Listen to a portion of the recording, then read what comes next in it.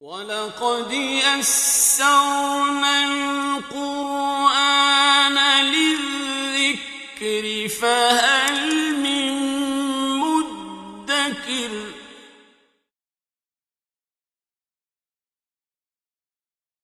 أعوذ بالله من الشيطان الرجيم بسم الله الرحمن الرحيم الحمد لله نحمده ونستعينه ونستغفره ونؤمن به ونتوكل عليه ونعوذ بالله من شرور أنفسنا ومن سيئات أعمالنا من يهده الله فلا مضل له ومن يضلل فلا هادي له وأشهد أن لا إله إلا الله وحده لا شريك له وأشهد أن محمدا عبده ورسوله اللهم صل على محمد وعلى آل محمد كما صليت على إبراهيم وعلى آل إبراهيم إنك حميد مجيد اللهم بارك على محمد وعلى آل محمد كما باركت على إبراهيم وعلى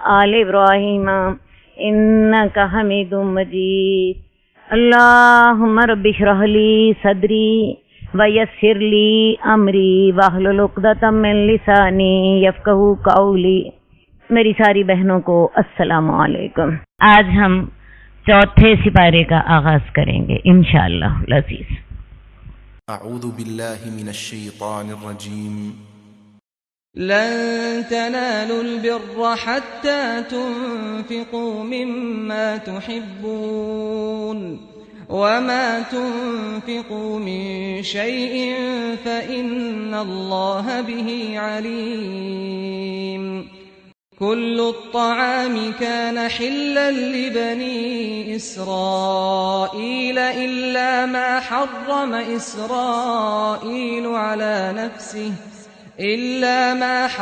إسرائيل على نفسه من قبل أن تنزل التوراة قل فأتوا بالتوراة فاتلوها إن كنتم صادقين فمن افترى على الله الكذب من بعد ذلك فأولئك هم الظالمون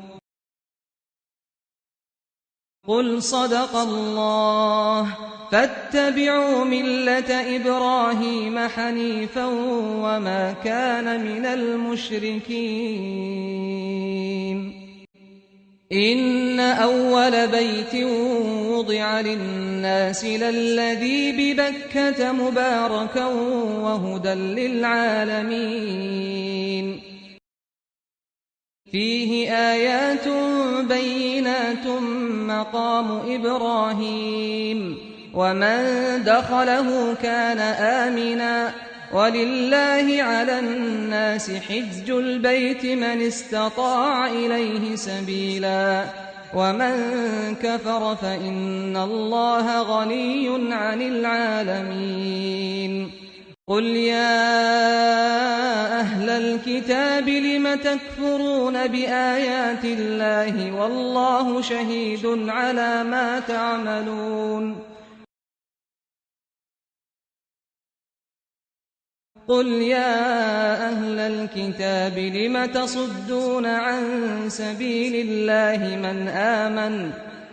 تصدون عن سبيل الله من آمن تبغونها عوجا وأنتم شهداء وما الله بغافل عما تعملون يا أيها الذين آمنوا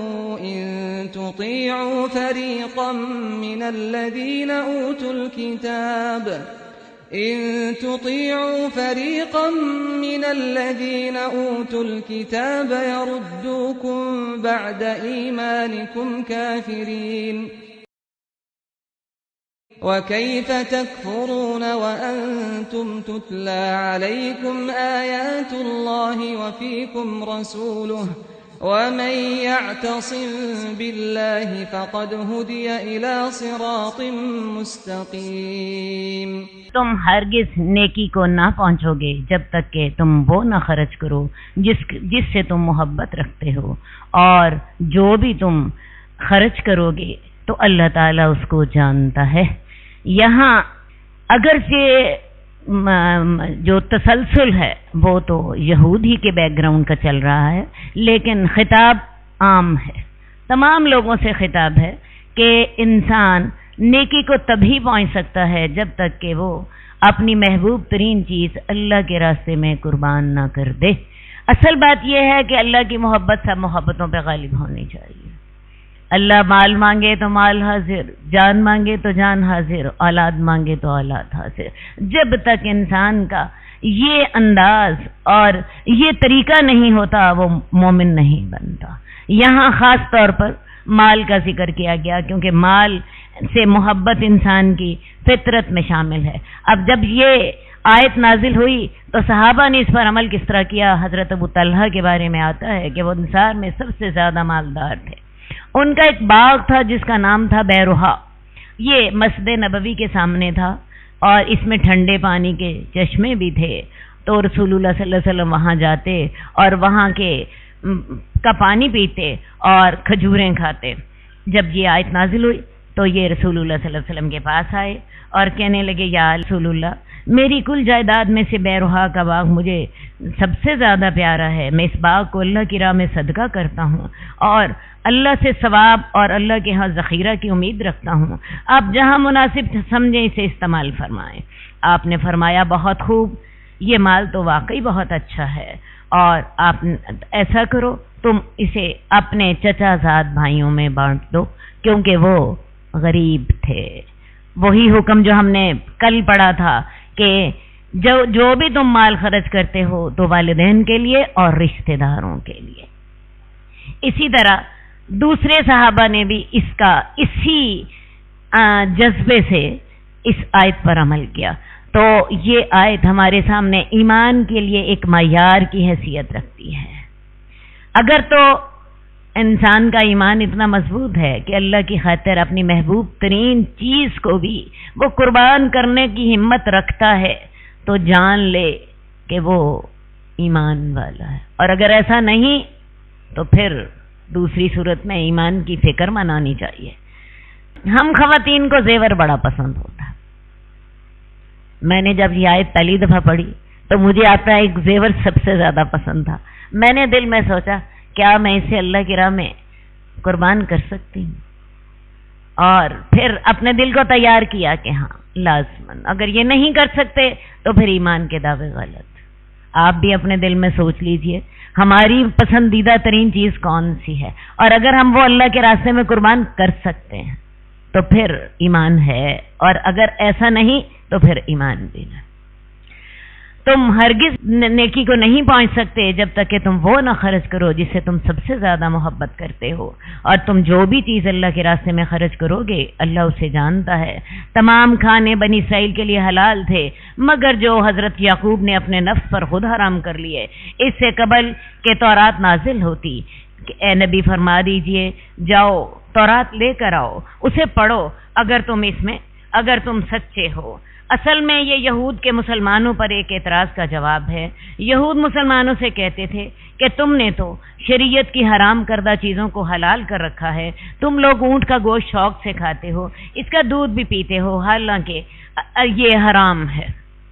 اللہ تعالیٰ نے اس کا یہ جواب دیا کہ یہ چیزیں میں نے حرام نہیں کی، بلکہ تورات کے نازل ہونے سے پہلے حضرت یعقوب نے انہیں اپنی ذات پر خود حرام قرار دے لیا تھا، کسی بیماری کی وجہ سے یا کسی منت ماننے کی وجہ سے۔ ان کے حرمت کا ذکر تورات میں نہیں ہے۔ تو یہ حضرت یعقوب نے از خود ان کو حرام قرار دے دیا تھا، اس لیے تمہارا اعتراض جو ہے وہ درست نہیں ہے۔ کہہ دیجئے تم تورات لاؤ، اس کی تلاوت کرو، اگر تم اپنے اس دعوے میں سچے ہو تو جو اللہ پر جھوٹ کڑے اس کے بعد بھی تو ایسے لوگ ظالم ہیں۔ اے نبی فرما دیجئے اللہ نے سچ کہا تو تم ابراہیم کے دین کی پیروی کرو جو کہ یک طرفے تھے اور حضرت ابراہیم مشرک نہ تھے۔ یقیناً پہلا گھر جو لوگوں کے لیے بنایا گیا وہ وہی تھا جو مکہ میں ہے، وہ برکت والا ہے اور تمام جہان کے لیے ہدایت ہے، اس میں واضح نشانیاں ہیں۔ ہم نے جب تحویل قبلہ کا موضوع پڑھا تھا، وہاں بھی میں نے آپ کو بتایا تھا کہ یہود نے تب بھی اعتراض کیا تھا کہ یہ رسول نے یہ رسول قبلہ کیوں تبدیل کر دیتا ہے، اور قبلے کی تبدیلی کے بعد یہود جو کہ ایمان لا چکے تھے واپس یہودیت میں پلٹ گئے۔ تو میں نے تب بھی آپ کو بتایا تھا کہ یہود اچھی طرح جانتے تھے کہ سب سے پہلا قبلہ بیت اللہ ہی تھا۔ اللہ تعالیٰ نے سب سے پہلا جو اپنا گھر بنایا تھا یہ بیت اللہ تھا، جو حضرت آدم علیہ السلام نے بنایا، حضرت ابراہیم نے اس کو بنایا۔ جو بیت المقدس ہے یہ تو حضرت سلیمان نے، حضرت موسیٰ کے بھی سینکڑوں سالوں کے بعد ہیکل سلیمانی جب تعمیر کیا تو یہود نے اس کی طرف منہ کر کے نماز پڑھنا شروع کر دی، حالانکہ اللہ نے حکم نہیں دیا تھا۔ ہاں اتنا ضرور ہوا کہ اللہ نے اس سے منع نہیں کیا، اور بس۔ تو لہٰذا یہ جو تمہارا اعتراض ہے کہ مسلمانوں کا قبلہ فرق کیوں ہے، تو اصل بات تم بھی جانتے ہو کہ سب سے پہلا گھر اس دنیا میں جو بنا ہے وہ مکہ میں ہے، وہ برکت والا ہے اور تمام جہان والوں کے لیے ہدایت ہے، اس میں اللہ کی واضح نشانیاں ہیں، اس میں مقام ابراہیم بھی ہے۔ اب کون کون سی واضح نشانیاں ہیں؟ زمزم کا چشمہ ہے جو اس بے آب و گیا میدان میں اپنی نوعیت کا واحد چشمہ ہے، جو بھوک اور پیاس دونوں کے لیے کافی ہے، اور جس کا پانی ساری دنیا میں پہنچتا ہے اور پھر بھی ختم ہونے میں نہیں آتا۔ اس کے علاوہ اس میں ہر جگہ سے رزق آتا ہے۔ حضرت ابراہیم نے دعا کی تھی، اللہ تعالیٰ اس شہر کو امن والا بنا دے اور اس کے رہنے والوں کو رزق عطا فرما، یہ بھی ایک نشانی ہے۔ اس کے علاوہ اللہ تعالیٰ نے اس کو ابرہہ کے حملے سے کس طرح تحفظ بخشا۔ 60,000 کا لشکر لے کر ابرہہ بیت اللہ کو گرانے کے لیے آیا تھا، اللہ تعالیٰ نے کس طرح پرندوں کے جھنڈ کے ساتھ اس کی حفاظت فرمائی۔ اس کے علاوہ وہاں پہ مقام ابراہیم ہے، وہ پتھر جس پہ کھڑے ہو کے حضرت ابراہیم نے اس گھر کو تعمیر کیا، صفا اور مروہ ہیں جو اللہ کے شعار ہیں۔ تو یہ تمام نشانیاں بیت اللہ میں موجود ہیں۔ یہ تو خیر وہ نشانیاں ہیں جن کی تاریخی اعتبار سے حقیقت ہے۔ جو مجھے بیت اللہ میں نشانی نظر آتی ہے وہ یہ کہ جب آپ بیت اللہ کے پاس چلے جاتے ہیں تو سخت سے سخت دل موم ہو کے پگھلتا ہے، آنسو بہتے ہیں، دل اللہ کی طرف کھینچا چلا جاتا ہے، اور وہ کالا غلاف اتنا خوبصورت لگتا ہے کہ اس سے آنکھیں ہٹانے کو دل نہیں چاہتا۔ اور وہاں طواف میں لوگ طواف کر رہے ہوتے ہیں، عورتیں بھی اور مرد بھی، کسی کو کسی کی ہوش نہیں ہوتی، ہر کوئی اپنے اندر مگن ہے، داڑے مار مار کے رو رہا ہے، اللہ سے عاجزیاں کر رہا ہے، اللہ سے دعائیں کر رہا ہے۔ یہ وہ آیات بینات ہیں جو ہر انسان وہاں پہ دیکھتا ہے۔ یہ چیزیں پاکستان جب ہم آ جاتے ہیں تو ہمارے اندر بھی پیدا نہیں ہوتی، وہاں بیت اللہ میں پیدا ہو جاتی۔ جو بھی وہاں داخل ہو جاتا ہے امن والا ہو جاتا ہے، اور اللہ کے لیے لوگوں پر بیت اللہ کا حج کرنا لازم ہے۔ جو اس کے راستے کی استطاعت رکھے، حج کے لیے استطاعت کے لیے لازم ہے کہ حج کا خرچ جو کہ آج کل صرف 3,50,000 ہے وہ موجود ہو، اور ساتھ گھر والوں کا خرچہ موجود ہو، اور انسان صحت مند ہو، اور اگر عورت ہو تو عورت کے لیے 3,50,000 کے ساتھ محرم کی موجودگی بھی لازمی ہے۔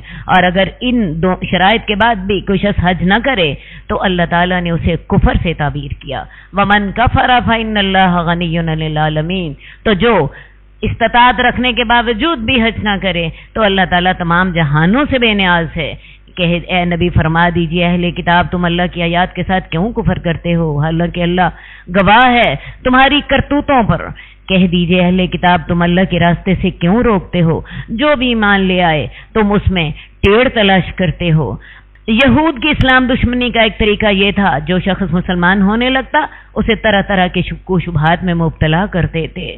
پہلی بات جو اسے بتائی جاتی وہ یہ تھی کہ جس نبی کی بشارت ہماری کتابوں میں دی گئی ہے وہ یہ نبی نہیں، اگر یہ وہی نبی ہوتا تو یہ قبلہ کیوں تبدیل کرتا۔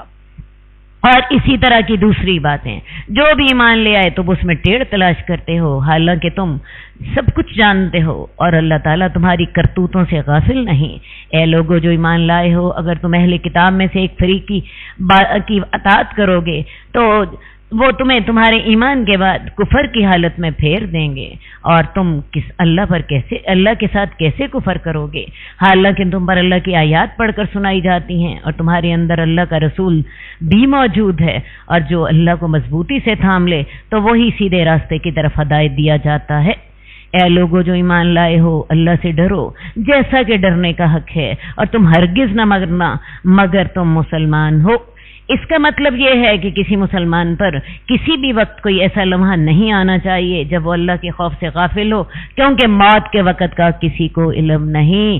ہم نے جس دن سے دورہ تفسیر شروع کیا ہے ایک ہی بات پڑھ رہے ہیں، واتقوا اللہ، اللہ سے ڈرتے رہو۔ یہ ڈرنا طلاق کے وقت بھی ہوگا، یہ ڈرنا تعلقات کے وقت بھی ہوگا، یہ ڈرنا عبادات کے وقت بھی ہوگا، یہ ڈرنا معاملات کے وقت بھی ہوگا۔ تو ہر لمحے اللہ کا ڈر رہنا چاہیے، اور تم اس حال میں مرنا کہ تم مسلمان ہو۔ اللہ کی رستی کو مضبوطی سے تھام لو اور تفرقہ بازی نہ کرو، اور اللہ کی نعمت کو یاد کرو۔ جب تم دشمن تھے اللہ نے تمہارے درمیان محبت پیدا کر دی، تو تم اللہ کی نعمت کے ساتھ بھائی بھائی ہو گئے۔ جب قرآن مجید نازل ہوا تو تمام عرب کا حال یہ تھا کہ باہم جنگ و جدل میں مصروف رہتے تھے۔ مکہ میں بنی بکر اور بنی تغلب کی لڑائی شروع ہوئی جو کہ 50 سال تک جاری رہی، خاندان کے خاندان تباہ ہو گئے، مگر لڑائی ختم ہونے میں نہ آتی تھی۔ ایسی ہی صورتحال مدینہ میں اوس و خزرج کے درمیان جنگ بؤاس کی تھی۔ یہ جنگ 110 سال تک جاری رہی۔ ان کے درمیان محبت اسلام نے پیدا کی۔ تم کے ایک ایسے گڑھے پر تھے جو کہ گرنے والا تھا، تم نے اللہ تعالیٰ نے تمہیں اس سے بچا دیا۔ اللہ تعالیٰ اسی طرح تمہارے لیے اپنی آیات کو کھول کھول کر بیان کرتا ہے تاکہ تم ہدایت پاؤ۔ وَكُنْتُمْ عَلَى شَفَا حُفْرَةٍ مِّنَ النَّارِ، تم آگ کے گڑھے کے کنارے پر کھڑے تھے تو اللہ تعالیٰ نے اس سے تمہیں بچا لیا۔ اسی طرح اللہ تعالیٰ تمہارے لیے اپنی آیات کو کھول کھول کر بتاتا ہے تاکہ تم ہدایت پاؤ، اور تمہارے اندر ایک ایسی جماعت ہونی چاہیے جو کہ خیر کی دعوت دے، نیکی کا حکم دے، برائیوں سے روکے، اور ایسے ہی لوگ فلاح پانے والے ہیں۔ امر بالمعروف اور نہی عن المنکر کا فریضہ امت مسلمہ کی اجتماعی زندگی کی ایک نہایت اہم بنیاد ہے۔ اسی لیے کتاب و سنت میں بہت سے مقامات پر اس کی بڑی سخت تاکید کی گئی ہے۔ بعض علماء نے اس فریضہ کو فرض عین قرار دیا ہے ہر مسلمان اپنی علمی سطح اور صلاحیت کے مطابق یہ فریضہ بجا لائے۔ تاہم اس آیت میں جس گروہ کا ذکر کیا گیا ہے اس سے مراد وہ لوگ ہیں جو دین کے ماہر ہوں اور دعوت کے آداب سے واقف ہوں، اور وہ لوگوں کو خیر کی دعوت دیں اور نیکی کا حکم دیں۔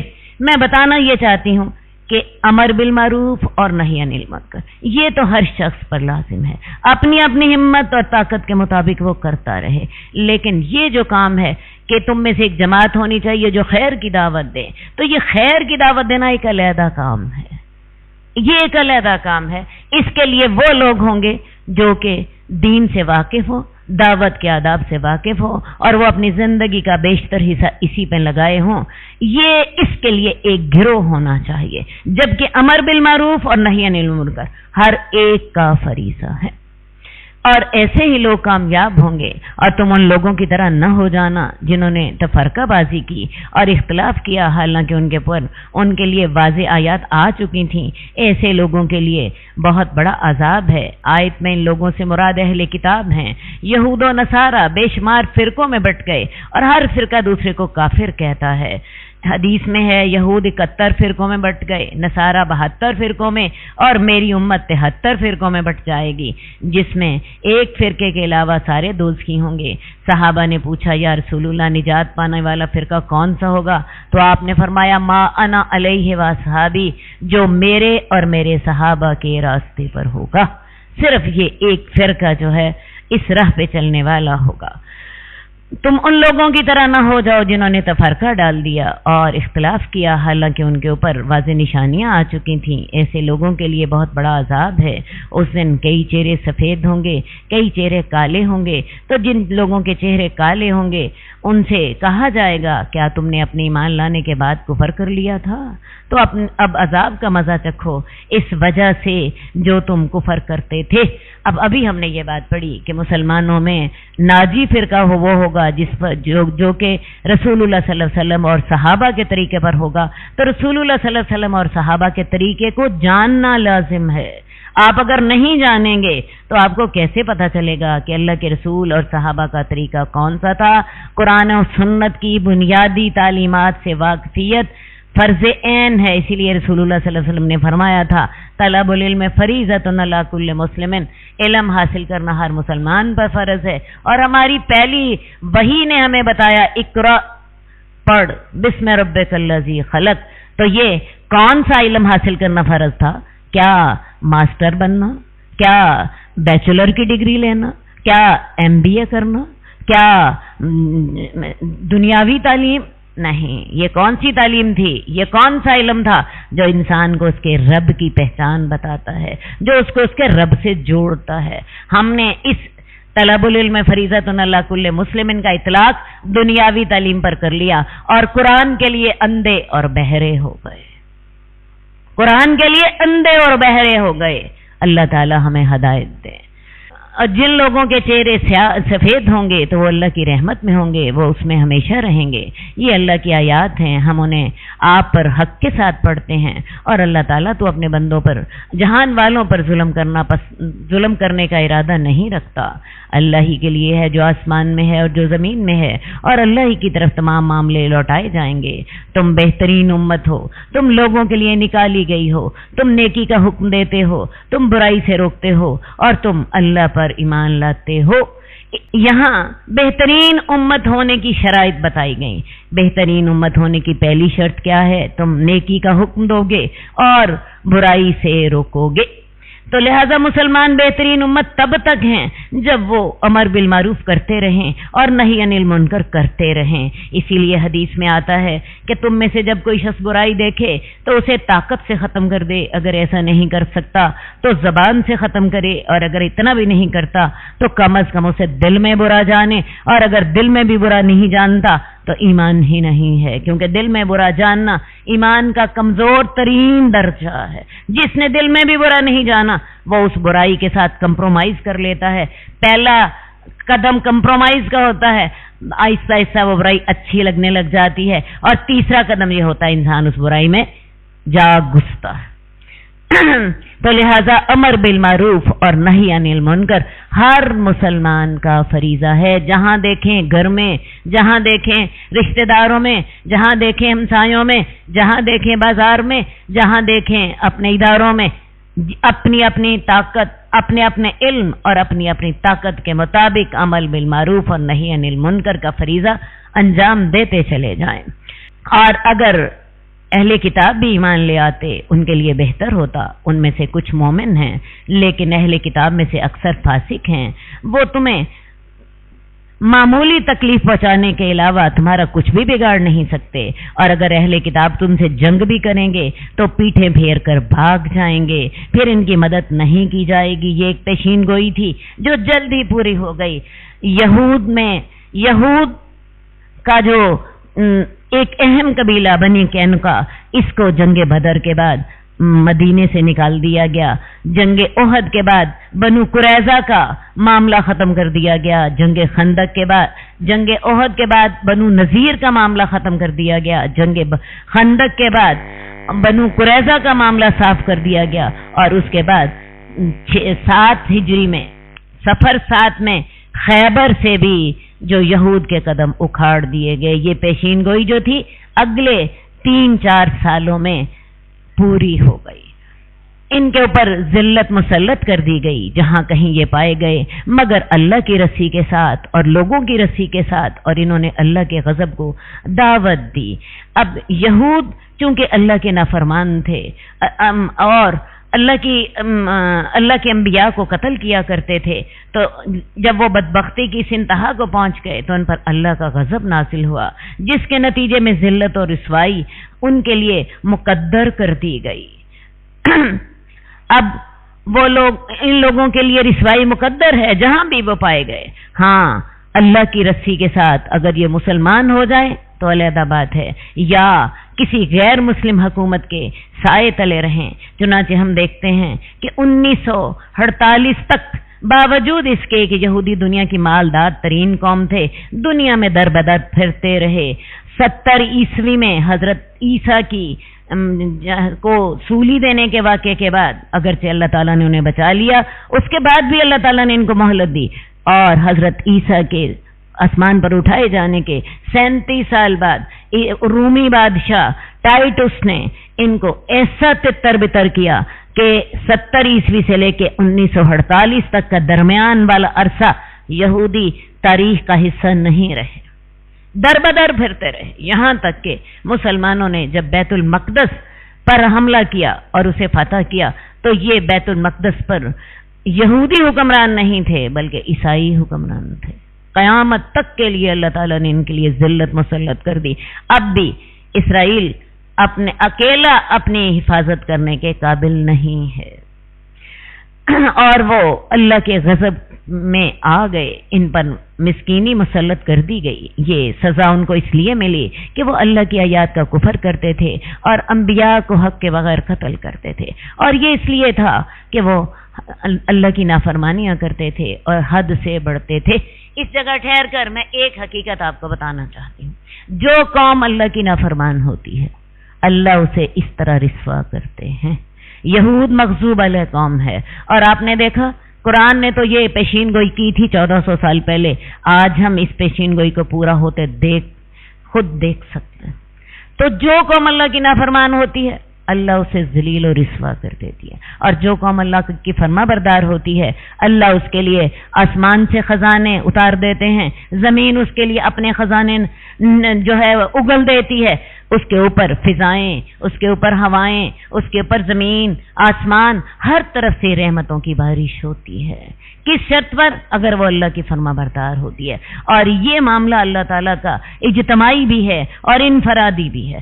کوئی شخص اللہ کا نافرمان ہوتا ہے، مصیبتیں اس کو گھیر لیتی ہیں، عذاب اس کو آنے لگ جاتے ہیں، اور کوئی فرد اللہ کا فرما بردار ہوتا ہے اس چھوٹی سی دنیا میں بھی تو وہ شخص خود اپنے اوپر اللہ کی رحمتوں کا نظارہ کر سکتا ہے۔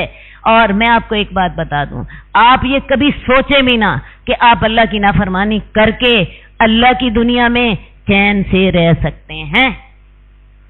انسان اصل یہ سمجھ لیتا ہے کہ شاید اس کائنات کا کوئی والی وارث نہیں ہے، اس کائنات کو کوئی چلانے والا نہیں ہے، کوئی اس کا نگران نہیں ہے، اس لیے انسان اپنی حدوں سے تجاوز کر بیٹھتا ہے، حالانکہ اللہ نے وہ رسی دراز کی ہوتی ہے، اور جب اللہ پکڑتا ہے پھر ایسا پکڑتا ہے کہ جڑ سے اکھاڑ کے رکھ دیتا ہے۔ ایک ہی صورت ہے اچھی زندگی گزارنے کی، اللہ کے فرما بردار بن جائیے، اپنی انفرادی زندگی میں بھی، اپنی اجتماعی زندگی میں بھی، ورنہ دنیا کی رسوائی اور آخرت کا عذاب۔ اہل کتاب میں سے تمام لوگ ایک جیسے نہیں ہیں، ان میں سے ایک امت ہے جو کہ کھڑی ہے، وہ راتوں کو اللہ کی آیات کی تلاوت کرتی ہے اور سجدہ کرتی ہے۔ وہ لوگ اللہ پر بھی ایمان لاتے ہیں، آخرت کے دن پر بھی ایمان لاتے ہیں، نیکی کا حکم دیتے ہیں، برائیوں سے روکتے ہیں، اور نیکیوں میں بلائیوں میں جلدی کرتے ہیں۔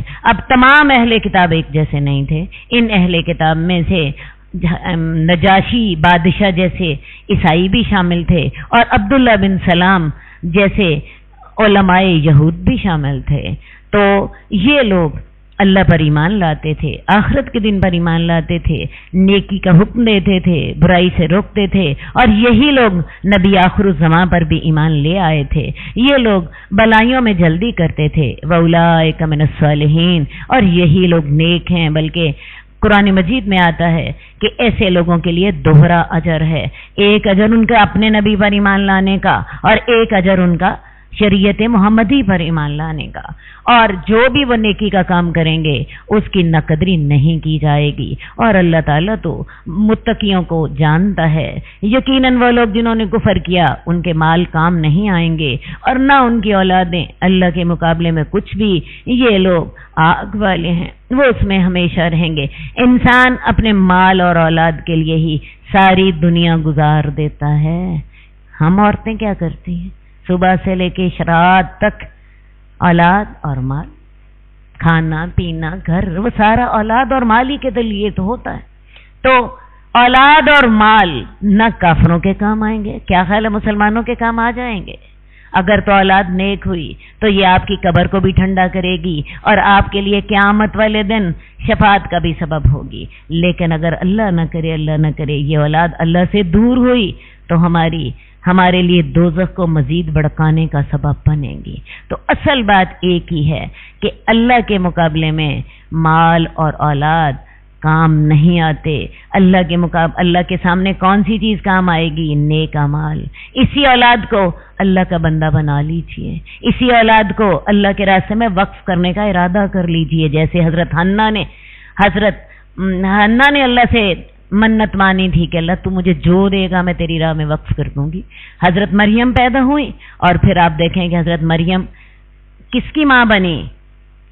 حضرت عیسیٰ کی، جو تمام دنیا کے لیے ایک معجزہ ہیں، ان کی والدہ بنی۔ تو اپنی اولاد کو اللہ کے لیے وقف کر دیجئے، اپنی اولاد کو دیندار بنائیے، اپنے اولاد کو اللہ کے سپاہی بنائیے، تو یہ اولاد آپ کے لیے قیامت قبر میں ٹھنڈ کا باعث، آخرت میں شفاعت کا باعث ہوگی۔ اور اسی طرح اپنے مال کو اللہ کے راستے میں خرچ کر لیجئے۔ اپنے مال میں سے آپ کا حصہ صرف اتنا ہے جو آپ نے کھا لیا، جو پہن لیا، جو کھا لیا ختم کر دیا، پہن لیا پرانا کر دیا، باقی تو مال وارثوں کا ہے۔ کیوں نہ انسان اس کو اپنی آخرت کا ذخیرہ بنائے؟ تو اس مال اور اولاد سے اگر تو آپ نے فائدہ حاصل کر لیا تو یہ بڑی فائدہ مند چیزیں ہیں، ورنہ یہ دوزخ کی آگ کا ایندھن۔ ان لوگوں کی مثال جو اس دنیا کی زندگی میں خرچ کرتے ہیں ہوا کی طرح ہے، جو کہ کسی جس میں پالا ہو، اور یہ ہوا ایسے لوگوں کی کھیتی پر جا پہنچے جنہوں نے اپنے آپ پر ظلم کیا ہو اور اس کھیتی کو تباہ کر ڈالے۔ ایسے لوگوں پر اللہ ظلم نہیں کرتا مگر وہ خود ہی اپنے آپ پر ظلم کرتے ہیں۔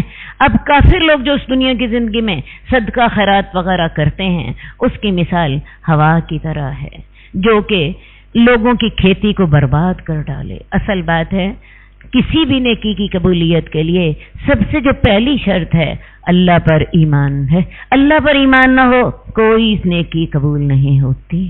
اس کے علاوہ عمل کی قبولیت کے لیے دو شرائط اور بھی ہیں، ایک تو توحید پر ایمان، آخرت پر ایمان، دوسرا وہ اخلاص ہو، اس میں ریا نہ ہو، صرف اللہ کی رضا چاہنے کے لیے یہ مال خرچ کیا گیا ہو، اور تیسرا جو بھی نیکی آپ کریں وہ سنت طریقے کے مطابق ہو۔ اگر وہ بدعی طریقے کے مطابق ہوگی تب بھی قبول نہیں ہوگی، شرک ہوگا تب بھی قبول نہیں ہوگی، اور ریا ہوگا تب بھی قبول نہیں ہوگی۔ اے لوگو ایمان والو، اپنے علاوہ یعنی غیر مسلموں کو دوست نہ بناؤ، وہ تمہیں نقصان پہنچانے میں کمی نہ کریں گے، وہ چاہتے ہیں کہ تم مشکل میں پڑ جاؤ۔ ان کے چہروں سے بغض ظاہر ہو رہا اور جو ان کے سینے چھپاتے ہیں وہ اس سے کہیں زیادہ بڑا ہے۔ ہم تمہیں اپنی آیات کھول کھول کر بتا دیتے ہیں اگر تم واقعی عقل رکھتے ہو۔ ایمان کا تقاضا یہ ہے کہ اللہ کے دشمنوں سے دشمنی رکھی جائے اور اللہ کے دوستوں سے محبت رکھی جائے۔ اللہ کے دشمنوں سے دوستی رکھنا ایمان کے منافی ہے، اہل کفر سے محبت کفر سے محبت ہے۔ اسی لیے ایمان کا ایک تقاضا یہ بھی ہے کہ اللہ کے دوستوں سے دوستی رکھیں اور یہ عبادت ہے، اور اللہ کے دشمنوں سے دشمنی رکھیں اور ان سے دشمنی رکھنا بھی عبادت ہے۔ اگر کوئی ان سے دشمنی نہیں رکھتا اس کا اپنا ایمان خطرے میں پڑ جاتا ہے۔ وجہ اللہ نے بتا دی کہ وہ تمہارے دشمن ہیں، ان کے چہروں سے ان کا بغض ظاہر ہو رہا ہے، اور جو ان کے سینوں میں چھپا ہوا ہے وہ اس سے کہیں زیادہ بڑا ہے۔ تم وہ لوگ ہو جو ان سے محبت کرتے ہو جبکہ وہ تم سے محبت نہیں کرتے، اور تم تمام کتاب پر ایمان لاتے ہو، اور جب وہ تم سے ملاقات کرتے ہیں تو جھوٹ موٹ کہتے ہیں ہم ایمان لے آئے، اور جب علیحدہ ہوتے ہیں تمہارے خلاف اپنی انگلیاں غصے سے کاٹ کھاتے ہیں، یوں اپنی انگلیاں منہ میں ڈال کے غصے سے کاٹ کھاتے ہیں۔ اے نبی ان سے کہہ دو اپنے غصے میں مر جاؤ، یقیناً اللہ سینوں کے بھیدوں کو جانتا ہے۔ اگر تمہیں کوئی بھلائی پہنچے تو ان کو بری لگتی ہے، اور اگر تمہیں کوئی اچھائی پہنچے تو انہیں بری لگتی ہے، اور اگر تمہیں کوئی برائی پہنچے تو یہ اس کے ساتھ خوش ہو جاتے ہیں۔ لیکن اے مسلمانوں، اگر تم صبر کرو، اللہ سے ڈرتے رہو، ان کی چالیں تمہیں ذرا بھی نقصان نہ پہنچا سکیں گی۔ اللہ تعالیٰ جو وہ عمل کرتے ہیں ان کو گھیرے ہوئے ہے۔ اور جب آپ اپنے گھر سے نکلے، آپ مومنوں کو لڑائی کے لیے مورچوں پر بٹھا رہے تھے۔ اس رکوع سے غزوہ احد کا ذکر شروع ہو رہا ہے۔ غزوہ احد سورہ آل عمران کا ایک بہت اہم موضوع ہے۔ اگلے 6 رکوعوں میں ہم غزوہ احد ہی کا ذکر پڑھیں گے۔ میں تھوڑی سی آپ کو غزوہ احد کے بارے میں ڈیٹیل بتا دوں۔ آپ کو پتہ ہے جنگ بدر میں جب مسلمانوں نے کافروں کے 70 سرداروں کو مولی گاجر کی طرح کاٹ ڈالا اور ان کے 70 لوگوں کو قیدی بنا ڈالا، تو یہ لوگ انتقام میں جل بن رہے تھے۔ انہوں نے کیا کیا؟ فوری فیصلہ یہ کیا کہ وہ تجارتی قافلہ جو کہ بچ کر نکل گیا تھا، اس کا سارا منافع جنگ کی تیاری کے لیے رکھ دیا۔ یہ خاصی بڑی رقم تھی، 50,000 دینار اور 1,000 اونٹ۔ یہ انہوں نے انتقام کے لیے علیحدہ نکال دیا۔ اب یہ لوگ 2 سال تک تیاری کرتے رہے انتقام لینے کی۔ 3,000 کا لشکر لے کر ابو سفیان جنگ کے لیے نکلا۔ مسلمانوں کو جب اس لشکر کی خبر ملی تو رسول اللہ صلی اللہ علیہ وسلم نے صحابہ سے مشورہ کیا۔ بہت سے صحابہ کی یہ رائے تھی کہ مدینے کے اندر قلعہ بند ہو کر اس حملے کا مقابلہ کیا جائے، کیونکہ مدینے کی آبادی چھوٹی سی تھی اور یہ ایک بہت بڑا لشکر تھا۔ تو حضرت رسول اللہ صلی اللہ علیہ وسلم کی اپنی بھی رائے کم و بیش یہی تھی، لیکن ہوا یہ کہ کچھ پرجوش نوجوانوں نے ایسا ماحول بنا دیا کہ فیصلہ مدینے سے باہر جا کر لڑنے کے حق میں ہو گیا، جن میں حضرت حمزہ بھی شامل تھے۔ ان پرجوش نوجوانوں کا مطالبہ یہ تھا کہ ہم مدینے سے باہر اس فوج کا مقابلہ کریں گے۔ رسول اللہ صلی اللہ علیہ وسلم نے ان کی رائے کو مان لیا۔ جب جنگ شروع ہوئی تو جنگ کی ابتدا میں مسلمانوں نے کفار کو شکست دے دی اور مسلمان مال غنیمت لوٹنے لگ پڑے۔ جنگ احد جو احد پہاڑ تھا اس کے ایک طرف ایک ٹیلا تھا جس کو جبل رومات کہتے ہیں۔ وہاں پر رسول اللہ صلی اللہ علیہ وسلم نے 50 تیر اندازوں کی ڈیوٹی لگائی تھی، کیونکہ ڈر تھا کہ اس طرف سے کوئی حملہ نہ کرتے۔ تو 50 تیر اندازوں کی ڈیوٹی لگائی تھی اور ان سے کہا تھا کہ خواہ پرندے بھی ہماری بوٹیاں نوچیں، تم نے اپنی جگہ سے نہیں ہٹنا۔ خواہ ہمیں فتح ہو یا ہمیں مال غنیمت ملے یا پرندے ہماری بوٹیاں نوچنے لگ پڑے، تم نے اسی جگہ پہ رہنا ہے۔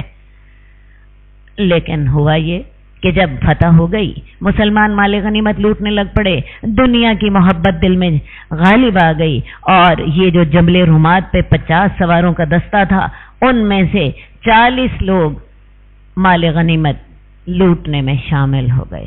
ان کے سردار نے ان کو روکا بھی، لیکن انہوں نے یہ جواب دیا کہ یہ سارا کچھ تو اس لیے پلان کیا گیا تھا تاکہ فتح ہو جائے، تو فتح تو ہو چکی۔ اب خالد بن ولید اس وقت ابھی کافر ہی تھے اور 3 دفعہ پہلے کوشش کر چکے تھے کہ اس طرف سے مسلمانوں پر حملہ کریں، لیکن ناکام رہے تھے۔ اب انہوں نے دور سے دیکھا کہ یہ جبل الرومات خالی ہے، اس پہ صرف 10-11 لوگ ہیں۔ چکر لگا کے آئے اور چکر لگا کے ادھر سے حملہ کر دیا۔ اب جب حملہ کیا تو مسلمان اس وقت مال غنیمت لوٹ رہے تھے، مسلمانوں کو بے خبری میں آ لیا۔ ادھر سے کفار کی جو باقی فوج بھاگ رہی تھی میدان جنگ سے، اس نے جب دیکھا کہ خالد بن ولید جبل رومات سے آگے جا چکے ہیں، وہ بھی پیچھے سے پلٹ آئی۔ اب مسلمان دو طرفہ گھیرے میں آ گئے، اور پھر مسلمانوں نے بڑا مشکل وقت دیکھا۔ ایک وہ وقت بھی آیا جب رسول اللہ صلی اللہ علیہ وسلم کے آس پاس صرف اور صرف 12 صحابی تھے، اور پھر ایک وہ وقت بھی آیا جب رسول اللہ صلی اللہ علیہ وسلم کے ارد گرد صرف 2 صحابی تھے، سعد بن ابی وقاص اور ابو طلحہ، اور اس وقت آسمان سے میکائیل اور جبرائیل رسول اللہ صلی اللہ علیہ وسلم کی حفاظت کے لیے اترے، اور اس وقت رسول اللہ صلی اللہ علیہ وسلم نے اپنے ہاتھ میں بھی نیزہ پکڑا، اور خود بھی اس وقت جنگ میں آپ نے حصہ لیا۔ تو اس وقت رسول اللہ صلی اللہ علیہ وسلم کی شہادت کی افواہ پھیل گئی۔ جب شہادت کی افواہ پھیل گئی، آپ گر پڑے، اور شیطان نے اعلان کر دیا کہ محمد شہید کر دیے گئے۔ مسلمانوں کے حوصلے پست ہو گئے، اور مسلمان جو تھے انہوں نے ایک دفعہ سوچ لیا کہ ہم میدان ہار چکے، لیکن رسول اللہ صلی اللہ علیہ وسلم ہوش میں آئے۔ آپ نے آواز دی، الیہ یا عباد اللہ، میری طرف آؤ اے اللہ کے بندو، میں اللہ کا رسول ہوں۔ اب جب آپ کی یہ آواز سنی، صحابہ آہستہ آہستہ آپ کے آس پاس آنے لگ گئے، یہاں تک کہ آپ کے ارد گرد اکٹھے ہو گئے۔ جنگ کا پانسا پھر پلٹا۔ رسول اللہ صلی اللہ علیہ وسلم نے اپنے بچے کچھ لوگوں کو واپس اکٹھا کیا، اور میدان جنگ سے آپ ہٹ گئے۔ ادھر سے کفار کو بھی فکر تھا، کفار نے بھی بھاگنے کو ترجیح دی۔ تو یہ جنگ اس حال میں ختم ہوئی کہ کفار میدان جنگ سے جا چکے تھے، اور مسلمان رسول اللہ صلی اللہ علیہ وسلم اپنے صحابہ کو بحفاظت میدان جنگ سے ہٹا چکے تھے۔ مسلمان اس افراتفری میں 70 کی تعداد میں شہید ہو گئے، جن میں سے 64 انصار تھے اور 6 مہاجرین تھے۔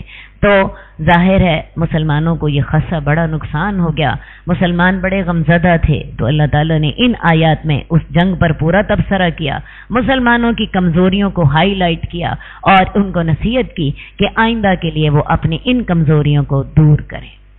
اور جب آپ اپنے گھر سے نکلے، آپ مومنوں کو مورچوں پر بٹھا رہے تھے جنگ کے لیے، اور اللہ تعالیٰ تو سننے والا اور جاننے والا تھا۔ جب 2 جماعتوں نے ارادہ کیا تھا تم میں سے کہ وہ ہمت ہار جائیں، اور اللہ ان دونوں کا دوست تھا۔ اب جب مسلمان مدینہ سے نکلے ہیں تو 1000 کا لشکر لے کر نکلے ہیں، لیکن جب دشمن کا سامنا ہوا تو عبداللہ بن ابی جو کہ منافق تھا، اس نے اپنی بدباطنی کا یوں مظاہرہ کیا کہ دشمن کو دکھا کر 300 ساتھیوں کو لے کر علیحدہ ہو گیا۔ اس کے 2 مقصد تھے، ایک دشمن کو دکھانا کہ میں عین وقت پر یہ قدم اٹھا رہا ہوں، دوسرے مسلمانوں کو کا حوصلہ پست کرنا۔ تو 300 ساتھیوں کو یہ لے کر علیحدہ ہو گیا۔ بہانہ یہ بنایا کہ میری جو رائے تھی کہ مدینے کے اندر رہ کر ہم قلعہ بند ہو کر مقابلہ کیا جائے، میری رائے نہیں مانی گئی۔ اب جب عبداللہ بن ابی کے 300 ساتھی علیحدہ ہوئے تو مسلمانوں میں سے بھی 2 گروہ بنی حارثہ اور بنو سلمہ نے ارادہ کیا کہ وہ بھی واپس پلٹ جائیں، لیکن چونکہ یہ مخلص مسلمان تھے، انہوں نے ارادہ تو کیا لیکن میدان جنگ سے واپس نہیں پلٹے۔ اللہ تعالیٰ نے ان کو حوصلہ دیا اور یہ میدان جنگ میں ہی رہے، اور اللہ پر ہی مومنوں کو بھروسہ کرنا چاہیے۔ اللہ تعالیٰ نے تمہاری بدر کے موقع پر مدد کی جبکہ تم کمزور تھے، تم اللہ سے ڈرتے رہو شاید کہ تاکہ تم شکر کر سکو۔ جب آپ مومنوں سے کہہ رہے تھے کیا تمہیں یہ کافی نہیں ہے کہ تمہارا رب تمہاری 3000 فرشتوں سے مدد کرے جو کہ آسمان سے نازل ہو رہے ہوں؟ کیوں نہیں اگر تم صبر کرو گے، اللہ سے ڈرو گے، اور تمہارے پاس فوری طور پر اللہ کی طرف سے مدد آئے گی۔ یہ تمہارا رب 5000 فرشتوں کے ساتھ تمہاری مدد کرے گا جو کہ نشان زدہ ہوں گے۔ کفار کے لشکر کی تعداد 3000 تھی، اللہ تعالیٰ نے 3000 فرشتوں کی مدد کے ساتھ مسلمانوں کو تسلی دی۔ بعد میں افواہ پھیل گئی کہ کرز بن جابر بہت بڑی کمک لے کر مشرکین کے مدد کے لیے آ رہا ہے، تو اللہ تعالیٰ نے اس وقت مسلمانوں کو مزید تسلی دینے کے لیے 5000 فرشتوں کی مدد کی خوشخبری سنائی جو کہ آسمان سے نازل ہوں گے، اور اللہ تعالیٰ نے اس بات کو تمہارے لیے خوشخبری بنا دیا، اور تاکہ تمہارے دل اس کے ساتھ مطمئن ہو جائیں، اور مدد تو اللہ ہی کے پاس سے ہوتی ہے جو زبردست اور حکمت والا ہے، تاکہ وہ کفار میں سے کا ایک بازو کاٹ دے یا انہیں ذلیل کر دے تو وہ ناکام ہو کر پلٹ جائے۔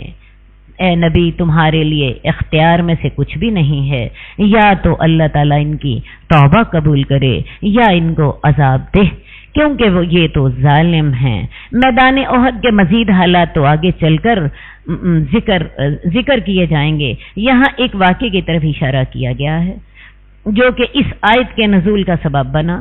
وہ واقعہ یہ تھا کہ جنگ احد میں رسول اللہ صلی اللہ علیہ وسلم کا اگلا دان ٹوٹ گیا، سر زخمی ہو گیا، آپ اپنے چہرے سے خون پونچھتے جاتے تھے اور فرماتے تھے وہ قوم کیسے فلاح پائے گی جس نے اپنے نبی کا سر زخمی کر دیا اور دان توڑ دیا، حالانکہ وہ انہیں اللہ کی طرف دعوت دے رہا تھا۔ اس موقع پر آپ نے چند مشرکوں کا نام لے لے کر انہیں بد دعا دی، مگر اللہ تعالیٰ کو کچھ اور ہی منظور تھا۔ اللہ تعالیٰ نے چند ہی روز گزرے تھے کہ جن مشرکوں کے حق میں آپ نے بد دعا کی تھی، اللہ تعالیٰ نے انہیں آپ کے قدموں پر لا ڈالا اور وہ اسلام لا کر آپ کے جانثار بن گئے۔ تو یہاں آپ کو تنبیہ کی جا رہی ہے کہ تیرے لیے اختیار سے کچھ نہیں ہے، یا تو اللہ ان کی توبہ قبول کرے یا ان کو عذاب دے۔ ظالم تو یہ ہیں ہی، اور اللہ ہی کے لیے ہے جو آسمان میں ہے اور جو زمین میں ہے، وہ معاف کر دیتا ہے جس کو چاہتا ہے اور وہ عذاب دیتا ہے جس کو چاہتا ہے، اور اللہ تعالیٰ تو بخشنے والا اور مہربان ہے۔ اللہ تعالیٰ ہمیں ہدایت کی توفیق عطا فرمائے۔ قد خصك الرحمن بالفضل والتيجان